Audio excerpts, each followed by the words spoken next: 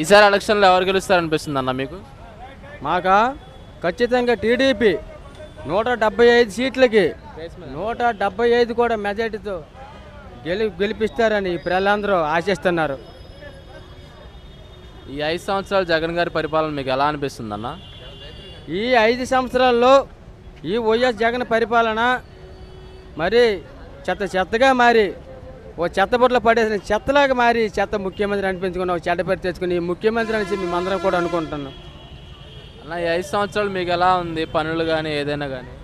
పరిపాలన పోయింది, పాలన మారింది. మళ్ళీ చంద్రబాబు రావాలి, మళ్ళీ పాలన మారాలి, ఈ ప్రజలందరూ సుభిక్షంగా ఉండాలనుకుంటే ఈ ఆంధ్రప్రదేశ్ మళ్ళీ పచ్చగా కలకల ఆడాలనుకుంటే మళ్ళీ ఆ చంద్రబాబు నాయుడే రావాలని కోరుకుంటున్నారు ఈ ప్రజలందరూ. అన్న అది జగన్ గారు 2019లో పూర్తి మద్యపాన నిషేధం చేస్తాను, 2024 కల్లా మందు లేకుండా చేస్తా అన్నారు కదా.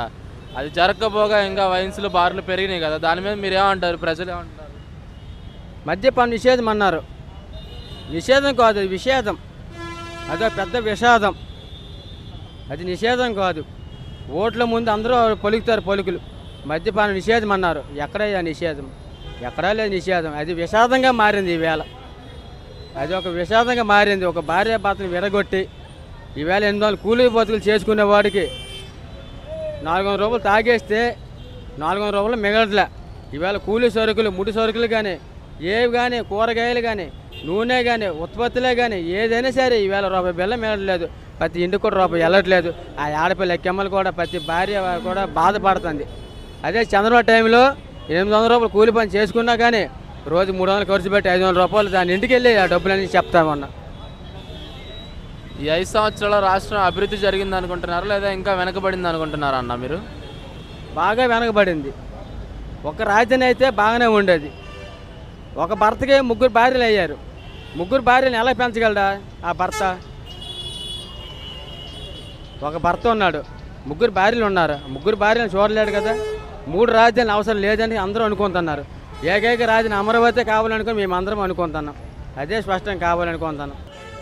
టీడీపీ జనసేన ఈ ప్యాన్ రాదు వస్తే వాటిపై రాజకీయాలు ఉన్నాడుగా, వాడు రాజకీయాలు ఉన్నా కూడా అదే ఉండదు. ఈ 5 సంవత్సరాలు ఎలా ఉందన్న మీకు? పనులు కానీ అభివృద్ధి? పసడి పో కారం పో తింటున్నావుగా, ఈసారి మాకు అవి కూడా ఉండదు. అదే ఉచిక మట్టి 5 తినాలి, ఇంకా 5 తిని చచ్చిపోవాలి. ఈ మద్యం గురించి మీరు ఏమైనా చెప్తారన్న? మద్యం రేట్లు పెంచిండు, ఆ తిక్కల మంది అంతా పెట్టుకుంటూ ఇళ్ళల్లో తాగి గొడవలు పెట్టుకుంటున్నాం. ఇదివరకు కోట తాగితే ఇంటికి పోయి పోదని పడుకునే వాళ్ళం. కోట తాగానే కొత్త బలకి ఎక్కుతుంది, కళ్ళు తిరుగుతుంది.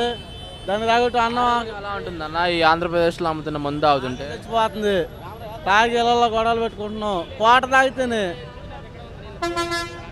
మందు అంతా అది లేదు. ఫ్రీ రేట్ శానిటైజరు అవి కలుపుతున్నాయి. చాలా కెమికల్ వేరే కలుపుతున్నాయి. అసలు ముందు ఈ మందు వేస్ట్, ఈ ప్రభుత్వం వేస్ట్, ఆ జగన్ గాడే వేస్ట్ అనుకుంటున్నారన్న మీరు? చంద్రబాబు నాయుడు. జగన్ గారు ఎందుకు వద్దు, చంద్రబాబు గారు ఎందుకు కావాలి? అంటే ఇదంటే ఇది ఇది మన మందు అమ్మేది ఏమొచ్చి ఇది బార్ షాప్లో ఒక రేటు, ఇక్కడో రేటు. వీళ్ళు మందు అలా అమ్ముతున్నారు. మనకేం దొరుకుతుందా?